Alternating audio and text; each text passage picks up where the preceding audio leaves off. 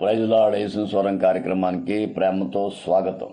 దేవుడు దయచేసిన మరొక రోజును బట్టి దేవుని స్తుతిస్తూ ఆయన నామాన్ని హెచ్చిస్తూ ఉన్నా. ప్రియులారా, ఈ ఉదయకాలం దేవుని వాక్యము యేసు స్వరం ద్వారా మార్కు 4:40 మీరెందుకు భయపడుచున్నారు, ఇంకనూ నమ్మిక లేదా? ప్రియులారా, యేసే స్వయంగా పలికిన మాట, మీరెందుకు భయపడుచున్నారు, ఇంకనూ నమ్మిక లేదా? ఉదయకాలం ప్రభునందు ప్రియులారా, రెండు మాటలు, ప్రాముఖ్యమైన మాటలు ప్రభు మాట్లాడాల్సిన అవసరం ఎందుకు వచ్చింది? అక్కడ శిష్యులు ప్రభు కలిసి దోణిలో ప్రయాణం చేస్తున్నారు. గాలి తుఫాన్ వచ్చింది. గాలి తుఫాన్ వచ్చినప్పుడు వాళ్ళన్న మాటలు ఏంటంటే, బోధకుడా, మేము నశించిపోతున్నాము, మీకు చింత లేదా? మేము చనిపోతున్నాం లేదా, నశించిపోతున్నాం లేదా, బాధల్లో పడిపోయాం, మీకు చింత లేదా అన్నప్పుడు ప్రభు లేచి గాలి తుఫాన్ని గద్దించి వీడితో రెండు మాటలు మాట్లాడాడు. ఎందుకు భయపడుచున్నారు, ఇంకా నమ్మకం లేదా? ఇలా మన జీవితం అనే ధోనిలో, మనం ప్రయాణం చేసే ధోనిలో లేదా మన హృదయంలో ప్రభు ఉన్నాడు అనే సంగతి ఎన్నడూ కూడా మనం మర్చిపోకూడదు. చాలాసార్లు మనం చేసే పెద్ద పొరపాటు ఏంటంటే, దేవుడు మనతో ప్రయాణం చేస్తున్నాడని, దేవుడు మనతో ఉన్నాడని, దేవుడు మనల్ని నడిపిస్తున్నాడనే సంగతి చాలామంది మర్చిపోతున్నారు. మతిమరిపి వచ్చేస్తుంది. దేవుడు ఉన్నాడనే సంగతే మర్చిపోతున్నారు. నిజంగా దేవుడు ఉన్నాడని మనం అనుకుంటే దేనికి భయపడం, దేనికి నిరాశపడం, కృంగిపోం, ముఖ్యంగా కృంగిపోం. కానీ వీళ్ళు కంగారు పడిపోయి, తొందరపడిపోయి నశించిపోతున్నాం, చింత లేదా? ప్రభుకి బాధ కలిగి ఎందుకు భయపడుచున్నారు, నమ్మకం లేదా? ఉదయకాలం ఏ విషయంలో మనం భయపడుతున్నాం? ప్రశ్న వేసుకుందాం. ఏ విషయంలో నువ్వు భయపడుతున్నావు? కుటుంబంలో వచ్చిన ఆర్థిక ఇబ్బందుల వల్ల భయపడుతున్నావా? సమస్యల వల్ల భయపడుతున్నావా? అనారోగ్యం వల్ల భయపడుతున్నావా? ఆఫీసులో నీ మీద ఎవరైనా ఎదురు తిరిగి నిందలేస్తే భయపడుతున్నావా? నువ్వు వెళ్ళే కాలేజీలో కానీ లేకపోతే ఇంకో చోట కానీ నిన్ను చులకనగా చేశారని భయపడుతున్నావా? ఇప్పుడు ఆ భయం అనేది సాతాను వాడుకునే ఆయుధాల్లో ప్రథమ ఆయుధం భయమే. భయం అనే బాణం వాడి దగ్గర బాగా అరిగిపోయి ఉంటుంది. ఎందుకంటే అది ఎక్కువ వాడతాడు అందరి మీద. ఆ బాణాన్ని ఎక్కువ వాడతాడు. ప్రతిదానికి భయపెట్టేస్తుంటాడు. ప్రతిదానికి తొందర పెట్టి భయపెట్టేస్తుంటాడు. అందుకే చాలామంది భయంతో కృంగిపోతుంటారు. శిష్యులు చేసిన పొరపాటు అదే.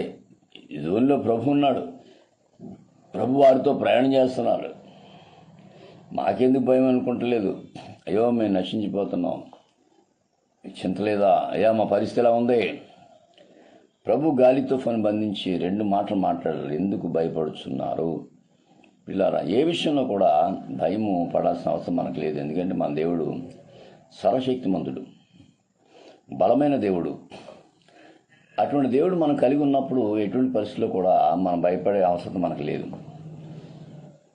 దేని విషయంలో కూడా భయపడక్కర్లా. ఏది రానివ్వండి. ఆనాడు శిష్యులు భయపడ్డారు. ఇశ్రాయేలు ఎర్ర సముద్రాన్ని చూసి భయపడ్డారు. గమనించాలి. ఇలాగా చాలామంది మనం చూసినట్లయితే ప్రతిదానికి భయపడిపోయి, కృంగిపోయి, దిగులుతో మా జీవితం ఇంతే, మా బ్రతికింతే, ఇక మేమేం చెయ్యాలి, మాకు ఏ ఆధారం లేదు, మేము ఇలా ఉండిపోయాం అని భయపడుతుంటారు. ఈ మాటలు వింటున్నప్పుడు ఈ దేవుని బిడ్డ, జీవితంలో నిజంగా ప్రభు నీతో ప్రయాణం చేస్తున్నాడని నమ్మకం నీకు ఉంటే నువ్వు భయపడే అవసరం నీకు లేదు. ఎందుకు భయపడుతున్నారు? ప్రభు అడుగుతున్నాడు. ఎందుకు అసలు భయం ఎందుకు వచ్చింది? రెండో మాట అంటాడు, నమ్మకం లేదా? నమ్మకం లేదా? పిల్లరా, మనం యేసు ప్రభుని వెంబడిస్తున్నప్పుడు ప్రాముఖ్యమైనది నమ్మకం. దేవుడు ఉన్నాడని, దేవుని వద్దకు వచ్చేవాడు ప్రతిఫలం దయచేయగలని నమ్మవలని కదా అని హెబ్రీ 11:6 ఉంటుంది. మనం నమ్మితేనే కదా కార్యాలు జరుగుతాయి. మొదట నమ్మకం కావాలి కదా. నువ్వు నమ్మితే దేవుడి కోసం దిగి వస్తాడు. కాబట్టి ఉదయకాలం ఈ మాటలు ఇచ్చిన ప్రియ దేవుని బిడ్డ, మరొకసారి నేను చెప్పేది ఏంటంటే, ఎటువంటి పరిస్థితులు కూడా నేను చూడవద్దు,